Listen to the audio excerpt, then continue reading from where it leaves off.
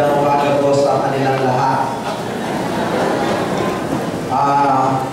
When we arrived, dumating po kami.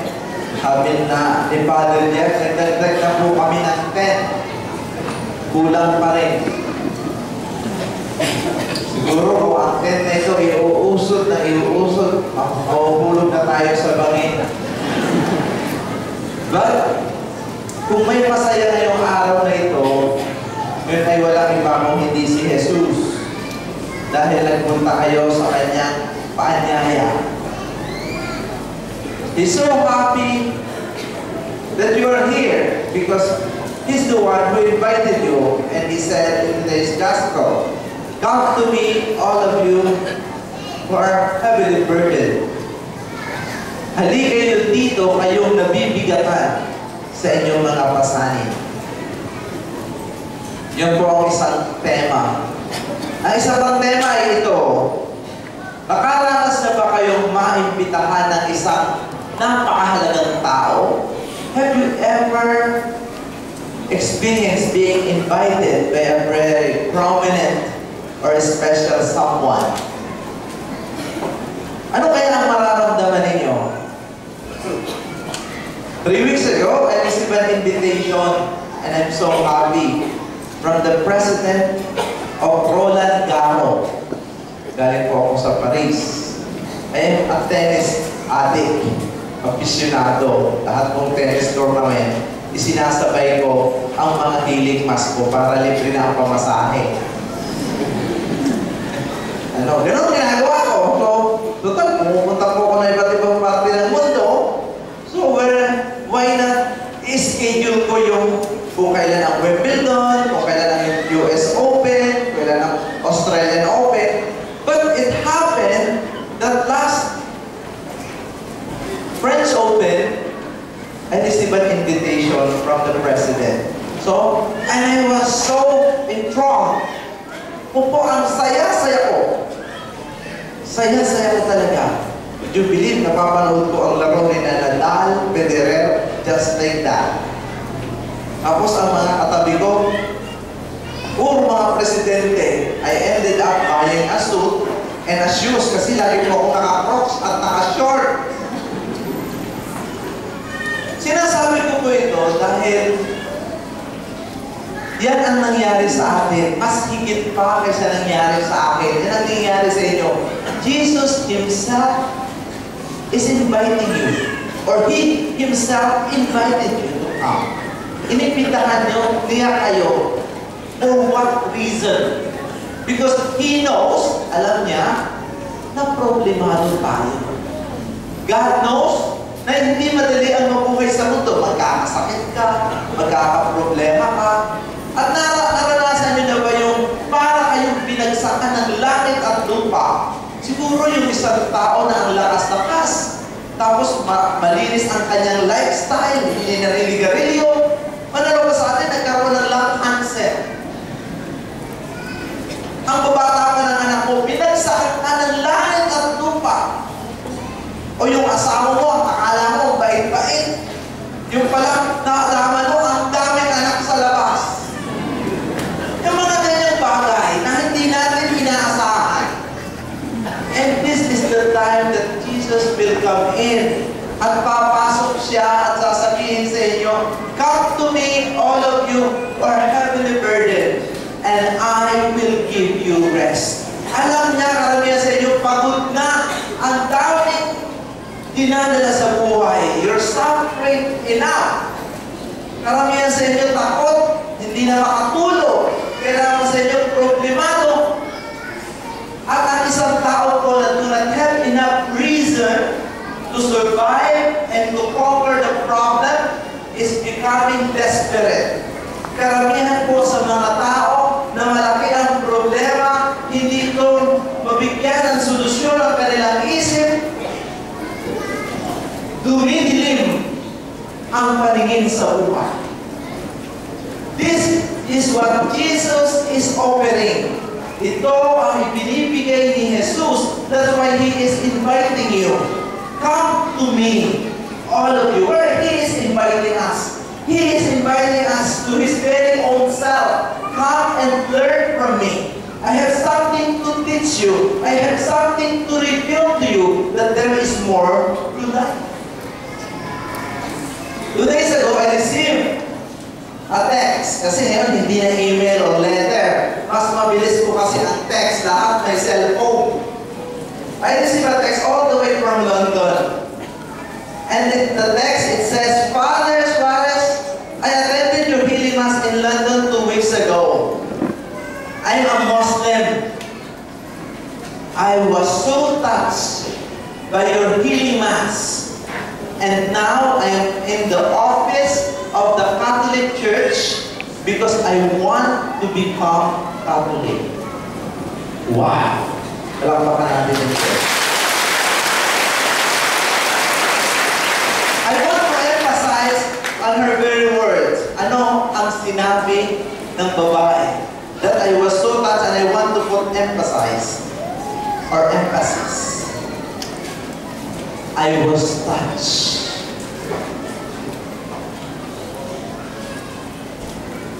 Kailangan nating matouch. Kung hindi ka matatouch ng misa, kung hindi ka matatouch sa iyong pagpunta rito sa Monte Maria, sayang ang inyong oras. Kung ikaw ay papasok sa simbahan, hindi ka matatouch ng Diyos, hindi ka gagaling. The touch of God is healing. That's why He is inviting us because He has something to offer. Nagkakasakit ang tao kasi nati-disconnect. And once we get connected, pag na-connect ulit tayo, doon darating ang healing. And when and how can we be connected once again? Kailan ulit magkukonect yung na-disconnect? Kapag ka pumunta tayo muli kay Jesus. That's why He keep on saying, and He keep inviting, come to me, all of you who are heavily burdened, na convert. Ang Muslim, naging Catholic. Yun din po ang nangyari dito sa nag-invite sa akin sa Roland Garros. Yung pong International Tennis Federation Board of Directors na convert. Bininagan ko po siya dito sa Monte Maria. Kauna-unahang bininagan dito was a Hindu 2 months ago.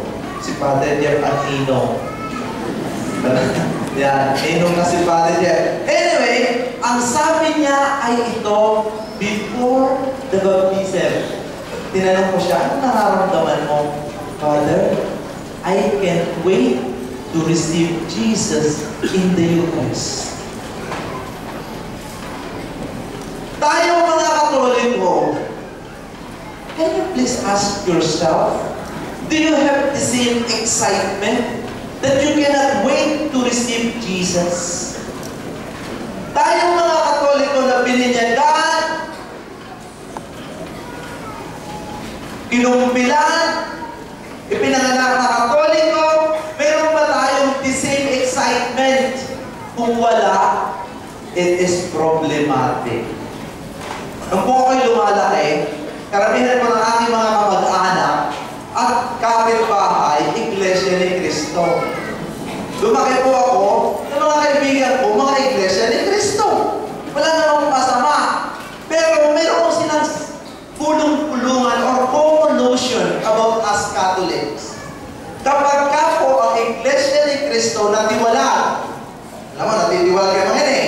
Pag ikaw sila'y nag-inom, pag sila'y nagsugan, pag sila'y yung mga bisyo, sabihin na natin, alak mo ba ay sugal? ABS-CBN. Ngayon, ang tawag sa kanila ay tiwalag. Mako-convert po sila. Saan sila pupunta? Magiging Katoliko na convert. Ang pagkakakilala sa atin ng ibang reliyon, lalong-lalo na ng Iglesia ni Cristo, tayo ay makabundo. Can we please prove to ourselves that we are not? And somehow, it's true. We are too lax on our faith. Doon po ako'y lumalaki kapag ka-piestahan, hindi naman nagpipiesta ang mga tao dahil sa santo o dahil sa patron. Nagpipiesta po dyan ang mga maglalasing. Puro lasing ang tao.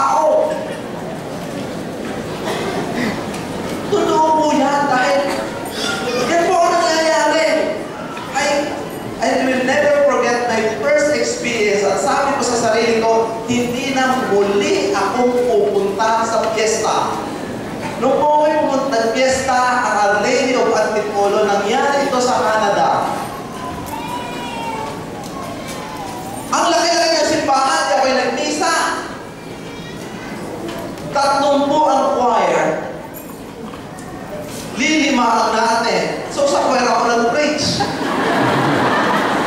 Sabi ko, nasaan ang mga tao? Natapos ang misa, ako po yung bumaba sa basement. Punong-puno ang tao. Nakakanta ng karaoke, nakain. It's sad. And this is our situation. We are highly sacramentalized, but we are not evangelized. Ano pong ibig sabihin yan? Maraming lumalakad ng kaluhod, maraming nagtitirik ng kandila, maraming katoliko, nagbabasa ng pasyon, maraming tayo mga penitensya, maraming mga rituals, and yet we do not know our faith. We do not have this personal relationship with God. Kaya kung napakaraming katoliko, nagiging born again. Ang dami na pong nawala ng mga magkakapatid, hindi na nag-iimikan ngayon. Yung mga magulang, born again na ang anak. Pinawasak na ng pinawasak ang mga santo. Pinaturo, itinapos sa dagat.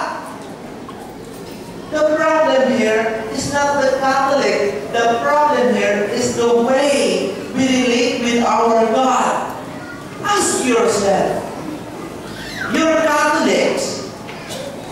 Do you have personal relationship with God? That is what Jesus is offering to you when He said to you, come to me, halika rito, and learn from me. Because I am gentle and humble of heart. What He is offering is His personhood. Ini-offer niya ang kanyang sarili. Kung hindi mo mararamdaman ang Diyos, walang kwenta ang inyong relihiyon. Kung ikaw ay papasok ng simbahan, pag mag-humili ang pare, ikaw ay lalabas at paninigarilyo. Kung ikaw'y nasa simbahan, ikaw'y natutulog, nag-aaksaya ka lang ng oras. Kaya minsan, hindi ko masisisi ang mga katoliko na nag-born again. Dahil hindi nila naramdaman ng Diyos kung sila'y katoliko. Hindi ko po masisisi ang mga tao na ayaw magsimba. And for them, going to church is a waste of time. Why? Bakit? Hindi naman nila nanghihinig ang Diyos. Hindi naman nila nararamdaman ang Diyos. Hindi sila nangingilabot kapag sila'y nagdadasal. Hindi sila naaantig ang puso. Bakit kamo? Kasi nakikipagkwentuhan pag nasa loob ng simbahan. Kapag nasa loob ng simbahan, kung ano-ano iniisip, hindi pa tapos ng misa, kapapasok pa lang ng simbahan, ang pinag-uusapan saan tayo kakain ng tanghalian?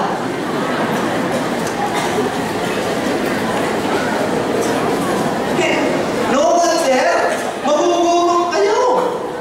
Kapag kayo umatid ng misa, ang inisip nyo yung tanghalian, ang inyong tiyan ay ukulog. Kasi nagre-register na, hindi na kayo makakapag-isip. Ang concentration na hindi sa inyong puso at isip, kundi ang concentration ng inyong nervous system ay nasa iyong tiyan. Kaya kulunay ng pulo, hindi ka, ay doon ba naman parang ito, ang tagal-tagal, gutom na kami.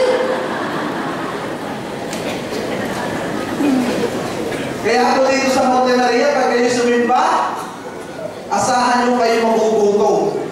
Dahil mahaba akong mag-homily ang pare dito. Because it's a waste of time. Kung pumunta kayo dito, nagbiyahe kayo galing Tarlac, kanina may pinapunta ako doon kasi sabi sa akin, Father, taga-Davao pa po kami. Alam nyo, kahapon, may pumunta dito. And I was so touched by it. Isang nanay, iyak siya ng iyak. Sabi ko, bakit po kayo umiiyak, Father? Nabaliw po. Nabuang. Tagalaon nyo. Ang anak ko po dahil sa desperate na pumunta rito, dinala po yung litrato, pinray over nyo. Nung bumalik po, nagbalik ang aking isip, naging normal na po ako.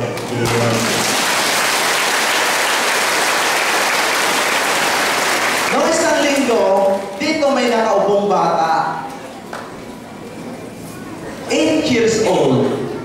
Ano ang mararamdaman ng isang magulang na may anak, na yung kanyang anak papasok sa school, puro sugat ang katawan.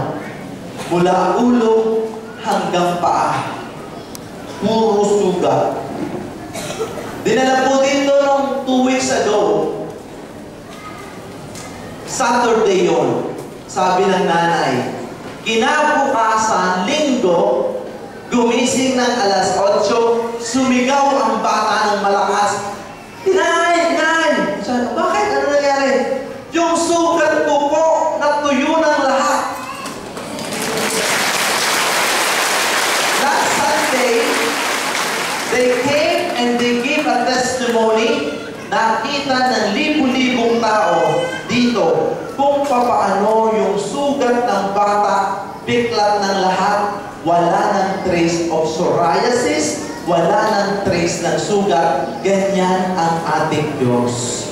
Pinapaparito kayo dahil gusto niya kayong gumaling. Pinapaparito kayo para marinig ninyo ang kanyang gustong sabihin sa inyo. Kung kayo'y nahihirapan sa inyong buhay, kung kayo'y naghihirap sa inyong buhay, nahihirapan din ang Diyos.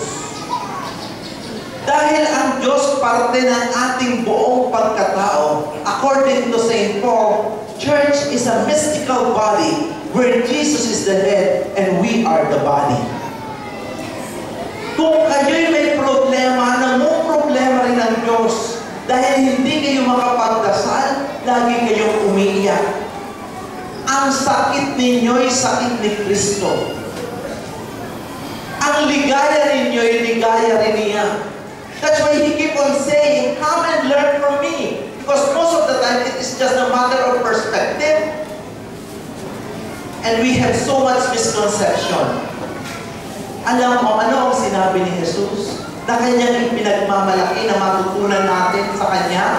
Ang sabi niya ay ito, come and learn from me, for I am gentle and humble of heart. Gusto ng Diyos maging gentle tayo and humble, mapagpakumbaba. Alam ng lahat na ang tao nagagalit sa taong akala mo'y kung sino. Alam natin lahat na ang tao'y nagagalit sa urap, sinungaling, mayabang, mapagmataas. Pero patuloy natin itong ginagawa. Ang taong mababa ang loob, maraming kaibigan.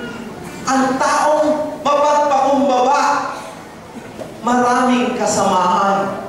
Pero bakit patuloy tayo gumagawa contrary to what Jesus is teaching and Jesus' example? Why?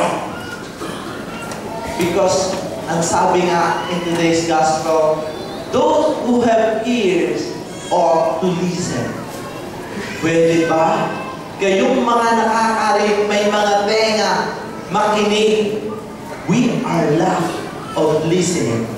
We do not know how to listen. Yung pagkasabing, pasok dito, lampas dito. Ganyan tayo.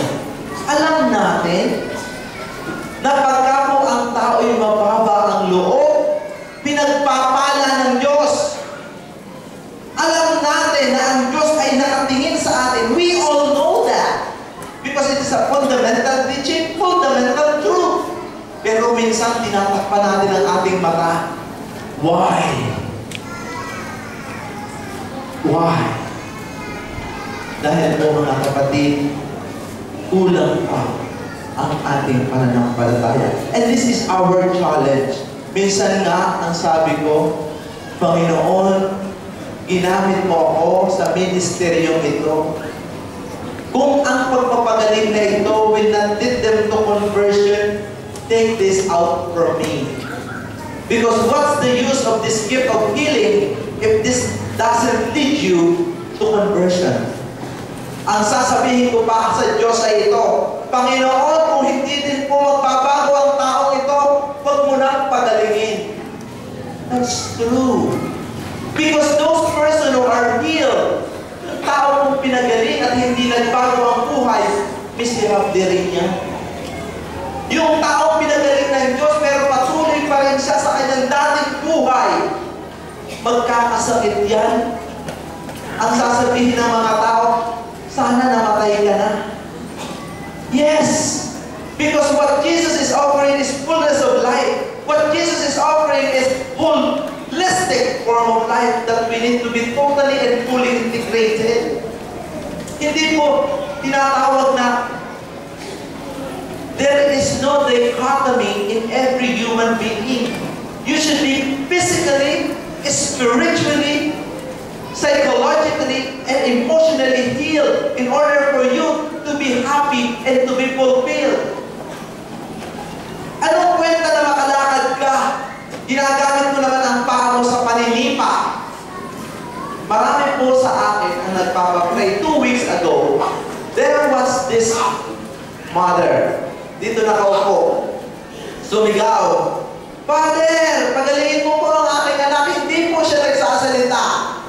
Sabi ko, dalhin mo dito. Tinanong ko, ano nangyari sa'yo? Hindi naman nagsasalita. Sabi ko, I'm sorry. Mute. Ala. You know what? A week after, they came back. Iyak na iyak ang nanay. Yung bata ang nagsalita.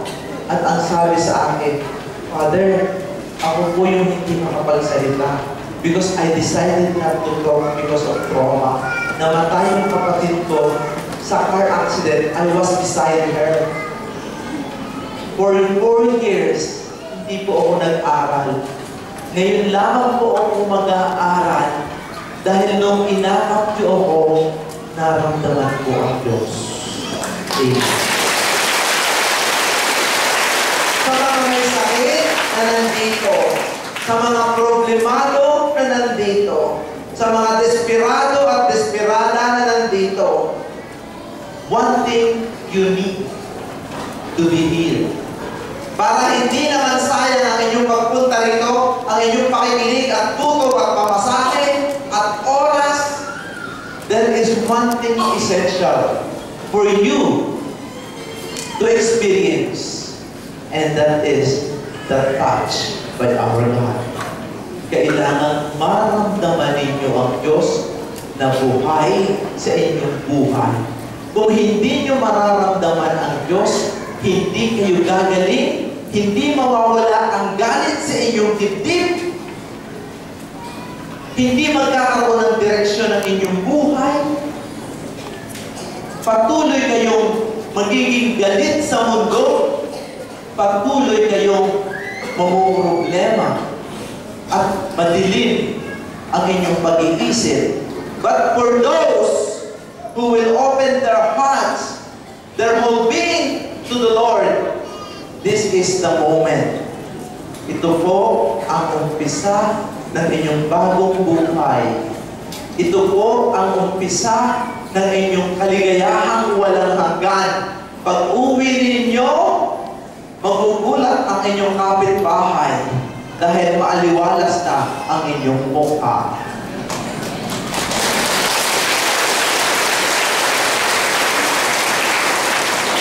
Yan po ang katotohanan.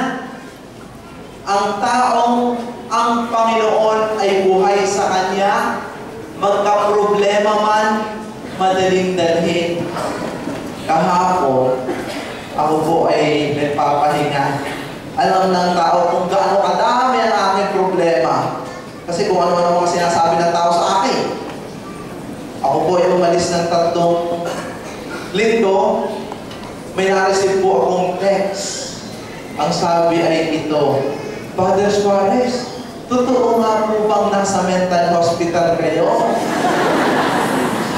Sabi ko, wala ako sa mental hospital. Ako naglalaro ng tennis. Tapos nung ako po'y dumating dito, one concerned lady came to me, very serious. And she said to me, and I thought, Father, huwag ka nang mahiya. Baka kailangan mo ng counseling. May kilala ako. Sabi ko, Diyos ko po, Panginoon. Mga kapatid, taas ang kamay ng ayaw magka-cancer. Taas ang kamay. Ay, salamat sa Diyos. Ayaw yung magka-cancer. Baba na ang kamay. Isa lamang, ang aking sasabihin, dahil may nagkaroon ng discovery sa Philadelphia, lahat ng oncologists na pupunta po doon ngayon dahil may isang village walang cancer. Pare-pareho din naman ang kinakain nila sa mga kapit villages nila. Alam niyo po kung bakit walang cancer ang village na ito? Wala pong chismosa doon. Salamat sa Diyos. Ito ang aking sasabihin kung talagang kayo'y serious. Kung talagang kayo'y serious na ayaw magka-cancer, ito na ang procedure. Pagka may lumapit sa inyong chismosa, agapan nyo agad. At ito ang sasabihin nyo. Sabi ni Father Suarez, kung ayaw ko daw magka-cancer, huwag kitang entertainin. Para mo ng awa, umalis ka na dito. No, I'm serious. The antidote of chismis is good news. That is true. In every Eucharistic celebration, before we receive the Lord, this is what we say. Pag itinaas ng pare ang ostya, ang sasabihin ng pare ay, this is the Lamb of God who takes away the sins of the world. Happy are those who come and receive it. Ano ang sagot natin? Lord, I'm not worthy to receive you, but only say the word, and I shall be healed. The Word of God heals. Chismis heals. It kills your spirit. It's very condescending. It's not uplifting. So, sa mga chismosa, beware. Kayo pala ang salot sa lipunan. At kayo ay susunugin sa impyerno dahil kayo ang pinanggagalingan ng kanser. Totoo po yan. Hindi natin alam na napakaraming winasak na buhay ng Jesus. I do not know why people in this country, we have no want of talking about anything and everything about other people. Parang wala tayong kaundangan magsalita ng kung ano-ano tungkol sa isang tao. Wala po tayong karapatan na manghusga kahit ito'y tama. Wala kayong karapatan ikalat ang baho ng iba. Kung wala po kayong gagawin at sasabihin mabuti, kung ayaw niyong mapapunta sa impyerno, huwag na po kayong magsalita kung hindi po ito makakatulong sa inyo. This is a golden rule. And how to live life to the full.